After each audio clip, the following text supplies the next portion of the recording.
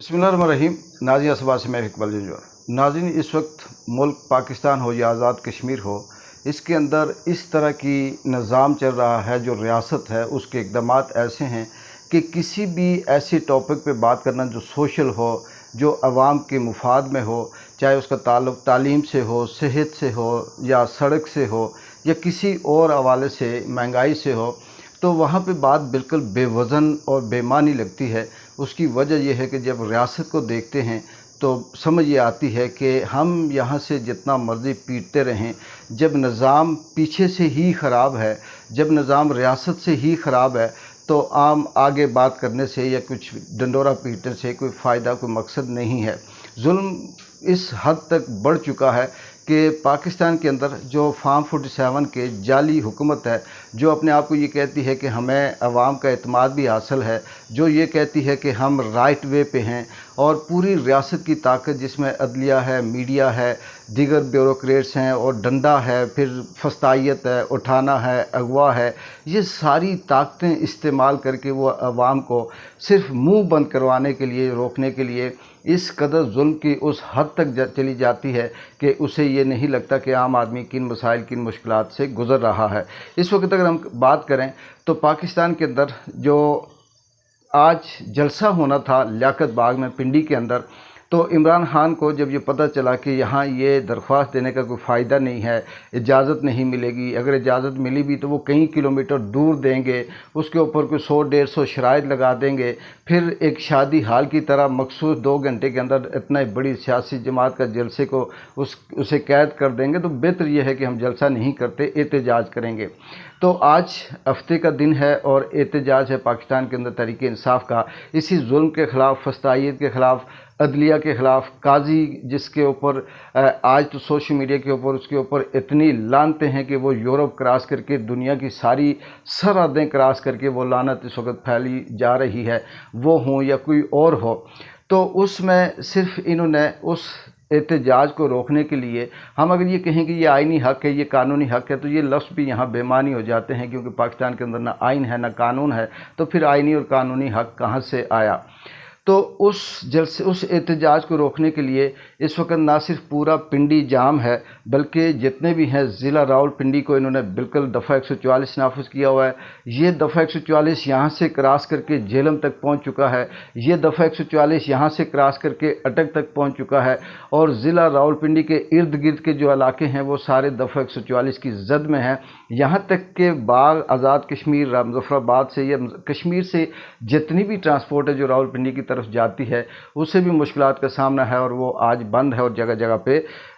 रुकावटें खड़ी की हुई हैं। ये सिर्फ क्यों है, इसकी मुख्तसर मैं आपको बताऊं कि इसकी वजह सिर्फ ये है कि जो पाकिस्तान के अंदर जाली हुकूमत है, उसका खौफ देखें, उसका डर देखें, उसे नाकामी नज़र आ रही है, उसे अपना 2 नंबर पन नज़र आ रहा है। और चोर की दाढ़ी में तिनका तो छोटी सी बात है, ये कहना कि चोर को सारे चोर नज़र आते हैं, फ्राडिये को सारे फ्राडिये नज़र आते हैं, और जालिम को सारे जालिम नज़र आते हैं। ये जगह जगह पे पाबंदियां लगाकर अवाम को इस हद तक मुश्किलात में डाला हुआ है। और फिर टीवी के ऊपर हर 10 मिनट के बाद, चाहे वो महारानी हों, चाहे वो फस्तायत वाले हों, चाहे वो अदलिया के लोग हों, ब्यूरोक्रेट्स हों, साफ़ी बिके हुए हों, या बीच में डबल किस्म की बात करने वाले हों, ये कोशिश करते हैं कि नैरेटिव ऐसा बिल्ड किया जाए कि हुकूमत सही है और अवाम गलत है या पीटीआई गलत है। लेकिन अवाम अब इस हद तक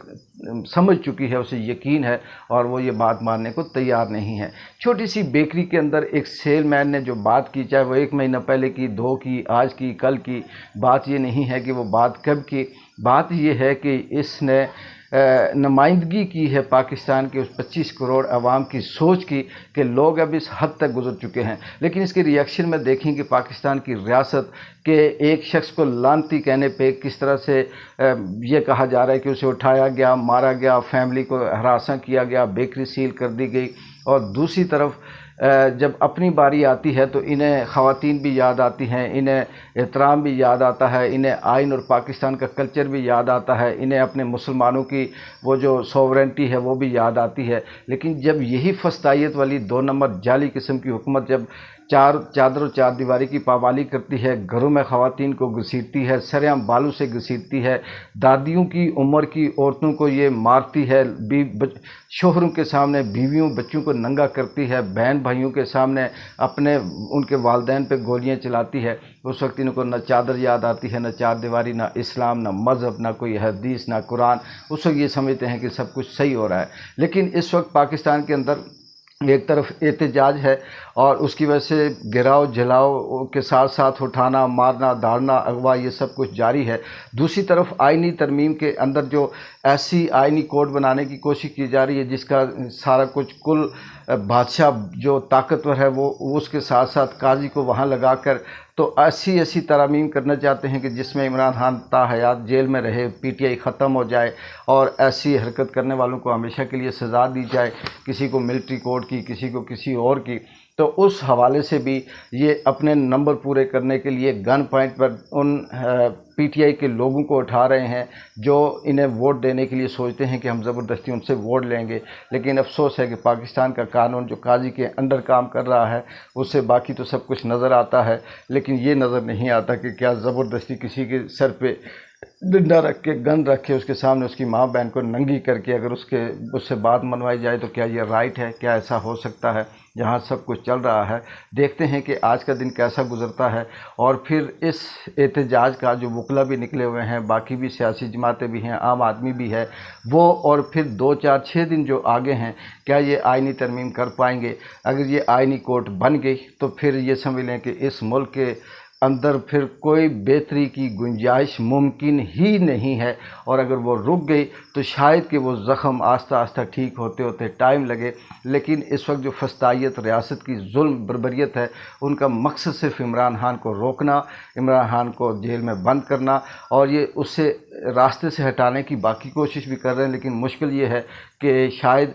उनको बाहर से भी दबाव है और इमरान खान वो एक लीडर बना हुआ है जो पूरी दुनिया की नज़र में है। और तीसरा ये है कि कुदरत अपना रिएक्शन दिखा रही है, और जब अल्लाह की ज़ात से ये टक्कर लेंगे तो फिर वो इनको ऐसे ऐसे नंगा करके मारती है। फिर कुदरत इनसे इस तरह से हिसाब लेती है कि सामने नज़र आता है कि पानी है, जब वहाँ जाते हैं तो वो पानी नहीं होता, साया होता है, प्यासा मारती है, नंगा करके मारती है। इनको लगता है कि हम ये वाला एक्ट करेंगे तो हमें कामयाबी हासिल होगी और लोग डरेंगे। लेकिन अल्लाह का जब उसकी तरफ से रिएक्शन आता है तो वही एक्ट जो ये अपने लिए बेहतर समझते हैं, गीला होकर इनके मुंह पे लगता है और ये बदनामी का बायस बनता है। एक बार जिन को इजाज़त दे, अल्लाह हाफिज़।